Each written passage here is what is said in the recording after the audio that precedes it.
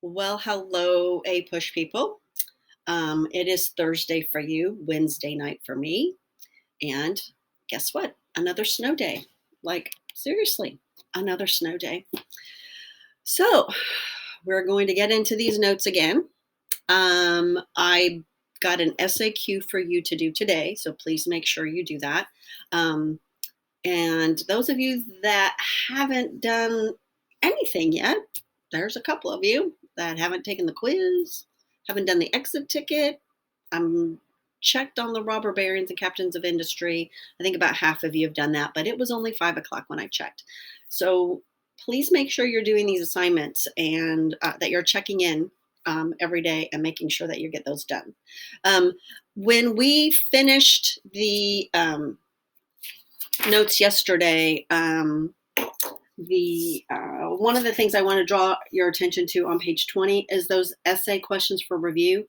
Those are really good review things that are really good for those of you.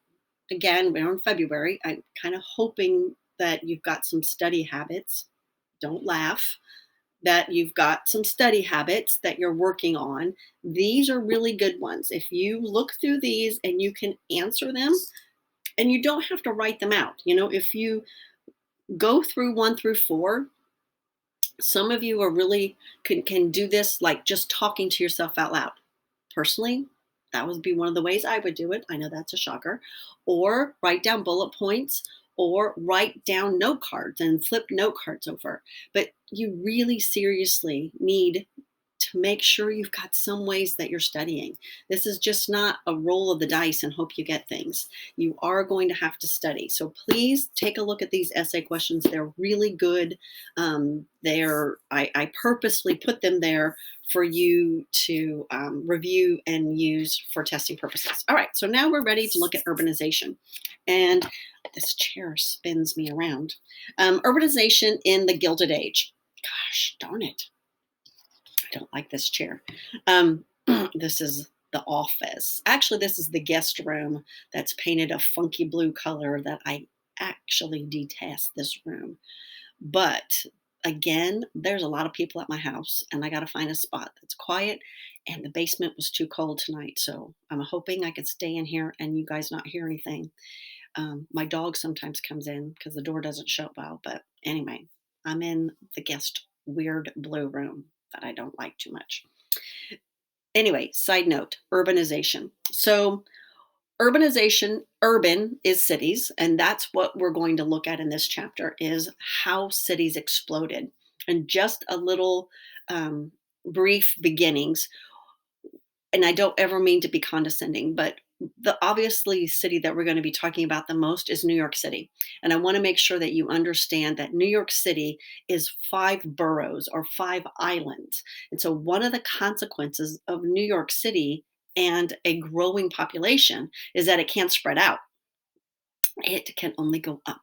And so that will be one of the things that we look at, and the concentration of people on these 5 islands that causes New York City in particular to have some issues with the Gilded Age. Now, we're going to have other cities that are going to explode. Boston will be one. Philadelphia is always one. I know we don't talk a lot about Philadelphia anymore, but Philadelphia is one because, again, it is on a heavy navigable river. That has an exploding population as well. But typically, when we think about Gilded Age, most of this is going to be centered in New York City. So, the rise of urban America. This is again our shift and our change. This is one of those other things that we're going to look at that we looked at and we've talked about in a couple other chapters. Frederick Turner's End of the Frontier, that the United States has lost its characteristics and forever will be changed because we no longer have a frontier. We've moved from being a rural country into an urban country, and this is where we're going. So, population in the 1900s, this is where we're ending up at. I'm going to move this so you don't keep looking at my head, the top of my head, is up to 80 million. And again, that's significant. By 1920, it's going to be 105 million people. Population tripled 40% are going to live in cities. And again, that's going to continue to change over time. In 1900, New York City had 3.5 million. And by 1900, New York City is the second largest city in the world. And again, that's pretty amazing when you think about the short period of time that we had been a country at that point, that we now have the second largest city in the world. Chicago and Philadelphia have over a million. In 1860, at the beginning of the Civil War, we had no cities, zero cities that had a million people. Now we have a bunch. Okay. So I already talked to you a little bit about how New York City is going to grow, and it's going to grow up. That will grow up with skyscrapers. And one of the thing about skyscrapers is that Bessemer process that we talked about a couple days ago allows buildings to be built up and not so heavy. And that, again, is going to radically change. Now, when we start saying skyscrapers at this time period, it's 10-story buildings, not the giant ones that are going to be built in the 1920s. And we're usually typically talking about 10 stories to 12 stories. That's really at our height. What we think about really as skyscrapers that will make New York City's skyline won't come until the 1920s and 30s. The Brooklyn Bridge is going to be built, linking again the first and third largest cities. For those of you that enjoy reading and engineering, I have a fantastic book on the building of the Brooklyn Bridge. It is phenomenal. It is so interesting. The way they build that in water is fascinating. So if you'd like to read it, email me. I got it for you. Um, B I'm sorry, not B. C, commuting increased due to mass transit. And will be one of the important parts of this, is that we begin to build these things called suburbs. Most of the suburbs will be made up of middle class people that are in this time period getting away from the city and industry, right? That will be what they're traveling away from. In the 1950s and 60s, we're going to call it something else. We're going to call it white flight. And that will be when white middle class Americans will leave cities because of integration, and it will be called white flight, and we'll see that in the 1950s. But these suburbs are allowed to be built in this time period because we have transportation. We still don't have cars. We're not talking about cars, but we're talking about streetcars and trolleys that will allow people to leave the industrial zones of cities and move out and start to build these suburbs. And on the top of page 2, economic and social opportunities attracted people. Rural America cannot compete. So obviously in rural America, we kind of understand that cities have a major draw to people in this time period, just like they do now. There's a lot of things to do, and especially for young Americans. So that's one of the things that is also going to bring lots of people into cities. So we have two groups of people coming. We have immigrants, and then we have rural Americans, people from Indiana, people probably from Sullivan, Indiana, with those close railroad tracks. Hop on a train, be in Chicago, be in Indianapolis, and hop foot it into either, again, Chicago or New York City. E2, the lure of entertainment, electricity, indoor plumbing, right? You can't say enough about that. And telephones. Those things are all going to draw rural Americans into these cities as well. Number E3, cities give women career opportunities that they will never, ever be able to have in rural America, at least until the end of the 20th century. Over 1 million new workers in the 1890s. And 3A, again, these are the types of jobs available to women. They're not a lot, and they are very stereotypical jobs for women, but they're jobs. And it is, again, a beginning for women in the job career. Social workers, secretaries, store clerks, seamstress, phone operators, and bookkeepers. Now, those are the ones that have college degrees. Those are the women that have education. The ones that don't are going to be working in sweatshops. And they're called sweatshops because really that's what's going to happen. You've got a small area with a lot of people in it, locked and closed in, and you are working, sweating. That's why they're called sweatshops. Middle and upper class women usually did not work. It was not acceptable for married women to work. So all of those women in 3A were single.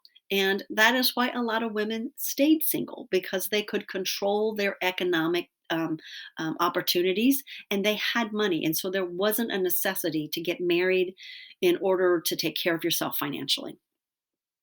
Teaching and nursing, again, accepted vocations. By 1900, over 5 million women worked for wages. 18% worked in clothing and garment trades, 40% domestic servants, those are maids, a nice way to say maid. Others were farm laborers, teachers, sales clerks. Most working women were young, poor, and unmarried. And again, that's the typical um, group that we're talking about at this point. We're going to have different areas that where women are accepted and where women can work. Clerking was open mainly to American girls, WASP, and remember that's white Anglo-Saxon Protestant. So Italian girls aren't going to be clerks. They're not going to be put in positions where they're visible or they are interacting with the public. Factory work did not gain instant respectability. So they were usually farm girls or working class girls were working in factories. Domestic servants at the bottom. That's the job that requires no skill. It put women in very dangerous places. It put them in the homes of men, and many of them will be physically and sexually abused in their job positions, and they have no recourse. Usually foreign born, Irish or Black, work 12 hours a day, 6 days a week. No organization to help improve anything about them. Class distinctions again become very pronounced. I think we kind of talked about this in our last topic, but by 1890, wealthiest 1% owned 51% of the real and personal property. 44% of families at the bottom own the rest. We have a lot of well-to-do people. 2A, traveled to Europe, attended colleges, owned more than one house, boats, carriages, automobiles. They got everything in that one. Middle class. Now, this will be the beginnings of the rise of the middle class. We haven't really talked about the middle class a whole lot, but this is the beginnings of a strong middle class. And in this lower, because we define middle class as lower and upper, lower middle class will be salesmen, clerk, government workers, and teachers. Upper middle class will be lawyers and doctors. Again, mostly WASP, but poor in the South, West, and Midwest usually lived in large homes, employed at least one domestic servant. That was a sign, like a status symbol to have a domestic servant. They are very respectable women. They didn't debate public issues. The working class were usually Catholic, especially Irish, foreign, and or Black. Between 20 and 30% of the workforce. Please look at 4C. By the 1900, nearly 20% of children under 15 worked in non-agricultural workplaces. 20% of children worked in a industrial setting. That's why Mrs. Norris is so crazy about child labor laws. People worked really, really hard to protect children. So then let's talk about what these cities look like as a result. They were deplorable. They were horrific. They were worse than probably anything that you could potentially even imagine. Crime everywhere. There's still no police force. We still really don't have a police force. We don't have the police force because it still reminds us, even though we're 100 years from our revolution in 1776, we still think about that standing army thing. Prostitution everywhere. Cocaine. I know people think that that's kind of like a 70s and 80s and 90s thing, but there's always been cocaine. There's always been drugs. There's always been that element in society, and it's not a new thing. Gambling and violent crime, lots of it. So really a very strong criminal element, especially in and around places where the working class were because of the conditions that they lived in. Unsanitary, right? And this is twofold. One, because there just wasn't really a whole lot of choices about hygiene, but two, because cities just could not keep up. These immigrants and rural migrants migrating into these new cities just overwhelmed these cities with people, and the infrastructure of the cities could not keep up. So it was a double issue. One, there's just not a lot of sanitation, but two, we're adding millions of people into these places that are not designed to hold that many people. So what do? They build up, and they build buildings that will hold as many people as possible. They're called tenements. They're not sanitary. They're not healthy. They pack people in to places in these buildings that actually make things worse. And they're called dumbbell tenements. And it's because they're shaped like a dumbbell, right? Like a dumbbell. And then the center is like the part that's like the handle of the dumbbell. That's like the stairwell. And all of these apartments face in. Very few of them have windows. There's no plumbing. There's no indoor plumbing. Everybody's using a chamber pot, throwing it in the backyard, cooking in one room, eating in the same room. It is fairly um, um, it's conditions that are is fairly rampant for diseases, all kinds of stuff to go through. So now this is where we talk about new immigration. So our first real wave of immigration in the United States was in the 1830s and 1840s. And if you remember, I hope that you remember, there were two groups coming: Irish because of the potato famine, and then lots and lots of Germans because all of the stuff that was happening in revolutions of 1848, all that stuff that was happening. Germans had a lot of money, they moved. So those immigrants were welcomed with open arms, actually advertised, come here. Irish, a little bit, not so much, but they were welcomed into the United States. Our new immigrants in this time period, not so much. Now, again, this is a time period to ask your families where your origins are from. What countries did you guys migrate from or immigrate from? Again, my guess is that for many of you, you've been here a really long time, and you are of Irish, Germanic, English heritage, and maybe some Scottish with those McCammons. Um, but there might be some of you that do have some of this new immigrant. The new immigrants will be immigration that occurred after 1880. Now, the reason we term this new immigrants is these are going to be the immigrants that make the United States say, hey, we need immigration laws. I'm going to pause and look how long I've been talking. Oh, 18 minutes. Sorry again for that big close up. You know, I got to do that. I don't know why they make that so small that you can't even see it. So, from 1850 to 1880, we have 6 million immigrants. These are the old immigrants, right? These are the people that are Anglo Saxons, that look like Americans.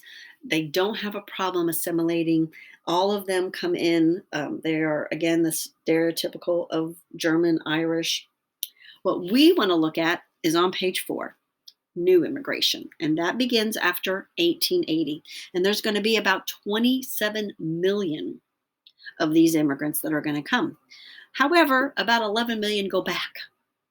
We'll figure out why they go back. Most of those 11 million are probably Italian men. Italian men came and went quite often. If any of you remember, in the 1880s, Italy is now becoming one country. So they are, again, their country is in turmoil. If you remember all, Giuseppe, Garibaldi, Mazzini, all those people are making this new country. And so Italian men are going back and forth. That's mostly who that 11 million are. Most come from Eastern and Southern Europe. Italians, Jews, Poles, Greeks, Hungarians, Croats, Slovaks, Bulgarians, and Czechs. That's the group we don't like. And there's a whole lot of those people that come to America that will be faced with horrible conditions and animosity because of where they come from. By 1910, a third of all Americans were either foreign-born or had one foreign parent. That's a lot again. Most came through Ellis Island in New York Harbor. Others came through Boston, Philadelphia, Baltimore, Galveston, Mobile, New Orleans, West Coast ports. We'll talk about the West Coast ports when we get to Chinese immigration. Most will come to New York and Chicago. Those will be the two big hubs. Many were Orthodox Christian or Jewish. That will again be something very different from our WASP. And 4 and 5, please put a box around because this becomes a problem. Come from countries with little democracy. They don't get democracy. They've never had the privilege of voting. They've never even been a part of a political system, which is why in the Gilded Age, they were so susceptible to being used by the political machines because give me a job, tell me how many times I vote, tell me who I vote for, I'll be glad to do that. And then number 5, they're illiterate. Okay, so in their own language, they can't read it and speak it. So that makes it even that much more difficult when they come to the United States. When our Irish and Germans came, completely literate. By 1840 in Ireland, 99% of the population could read and write at 5th grade level. Same in Germany. Both of those countries were highly literate in the 1840s. These new immigrants coming from these Southern and Eastern European countries have lived in servitude and they are not literate, and it makes it very difficult for them to assimilate. It makes it awesome for people to take advantage of them, and that's what happens to most of them. Struggle to maintain their cultures in America. Many Catholic parochial schools and Jewish Hebrew schools are being established, again, to protect that cultural identity. Foreign language newspapers, theaters, food stores, restaurants, and again, I've mentioned this a lot of times now. This is not new immigrants, but the fact that Sullivan County had a German newspaper for a long time. First generation Americans often rejected their parents' culture and became mainstreamed. That oftentimes is at the request of the parents. We don't want you to speak our language. We want you to be American. We don't want you to have an accent. And that happens to many first generation immigrants. So why immigration for Southern and Eastern Europe? Overpopulation, rapid urbanization left many with nowhere to go. America, please look at D2. America, land of opportunity. Still is, still was then. It's still the city on a hill. Please remember that. It's still the city on a hill. It still is a beacon of light for people in those countries that were oppressed, illiterate, had no hope. There's America. And it's cheaper and cheaper to get here. And there's jobs. And we're advertising jobs. We've got all these giant factories. You need to come work. Statue of Liberty, again, is a gift from the French, both recognizing our revolution and their revolution. Industrials, please look at the bottom of page 4 and draw a big box around number 3. Industrialists sought low-wage labor. That's hard to say. Low-wage labor. And they will work for very low wages. Railroads sought buyers with land grants. States wanted more population. Steamships wanted more business. So we are telling them, come here, come here. But then when they get here, there's a problem on the top of page 5. Persecution. Oh, I'm sorry. Persecution. This is why they're coming from Europe. I don't have my glasses. Jews will be savagely persecuted in Russia. This will lead to a large, huge Jewish population in New York City as a result. Again, most were going to go to New York. 25% of the 20 million who came between 1820 and 19 went back to Europe, and again, for various reasons.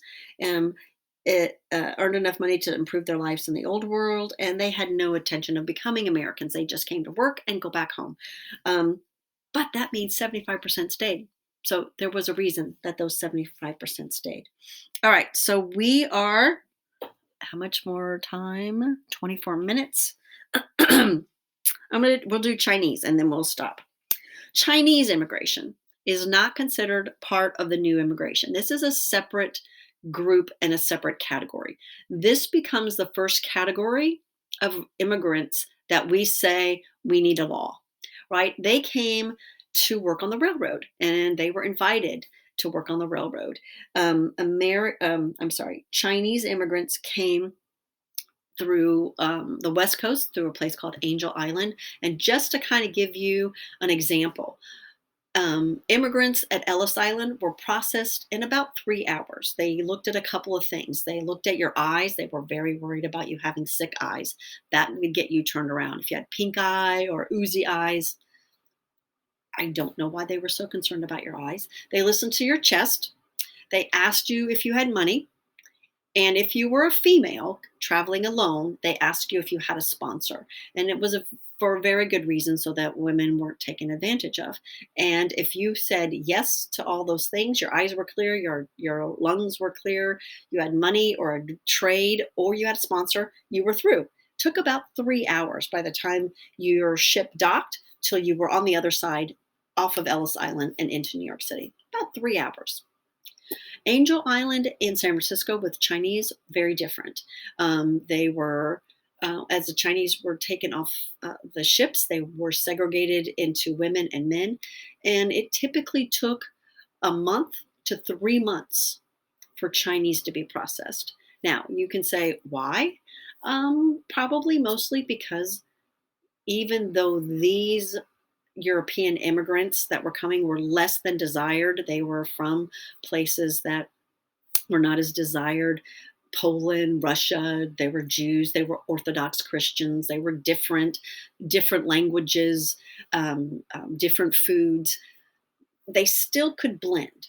Chinese are not going to. And that begins the target of immigration policies. So, the Burlingame Treaty in 1868 between the United States and China allowed unrestricted immigration to work on the Transcontinental Railroad. Please highlight that, right?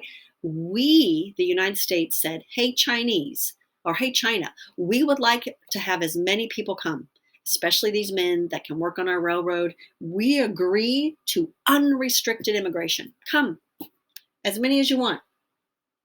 Secretary of State Seward hoped to open a Chinese market. By 1870, 9% of the population in California, Chinese. 9%, that's a lot. Came to work in the gold fields, built the Transcontinental Railroad. Highest percentage of these were the highest ones that returned home because these were men. They weren't allowed to bring their families or their wives. So in that 25%, most and a lot of them will be Chinese. Chinatowns developed with mostly, again, all single men because they weren't allowed to bring their families. Very few Chinese women that came were obviously used as prostitutes. After the railroad was completed, when we were done, we want the Chinese to leave. Go. Chinese said, we live here now. We've made businesses. We want to stay. We like it better here. You invited us. And then the Californians say, nope, they need to go. Bad economic times. Employers use Chinese as a hedge against unions. They terrorized them, killed them. And we create in California the Working Man's Party of California by James Kearney. And it's formed in 1877 for one purpose: to exclude all Chinese from California and the United States. Go back home. It was a large political party. Claimed Chinese were taking jobs from American workers. That's always a claim that we use about immigration, when usually immigrants do jobs that Americans don't want to do. It's pretty much the way that it's always been. But this Working Man's Party says we want all these Chinese people to go back home. California Constitution denied Chinese jobs on public work projects and stated they couldn't work for companies in the state. And so it happens. Our very first immigration policy, you need a giant box around this because it is something that's really important to remember for testing purposes. The Chinese Exclusion Act, which it's really easy to remember, ended Chinese immigration until 1943. It's our first immigration laws, and it is designed to specifically exclude one group of people, Chinese. All right? So Oh, excuse me. We had Chinese food for supper. It was delicious. Okay. So here's what you've got for tomorrow or today. I'm sorry, I'm doing this Wednesday night. So Thursday, you have an SAQ to do. So please make sure you do that. I've got the time at 11:59, so you can do it. Again, it doesn't help people if you tell them what the topic is. I know some of you do that, but you really shouldn't. If you're the first one here and you don't know what the topic is, why would you be nice to other people and tell them and give them time to look stuff up? Just doesn't, don't do that. Don't do that. All right.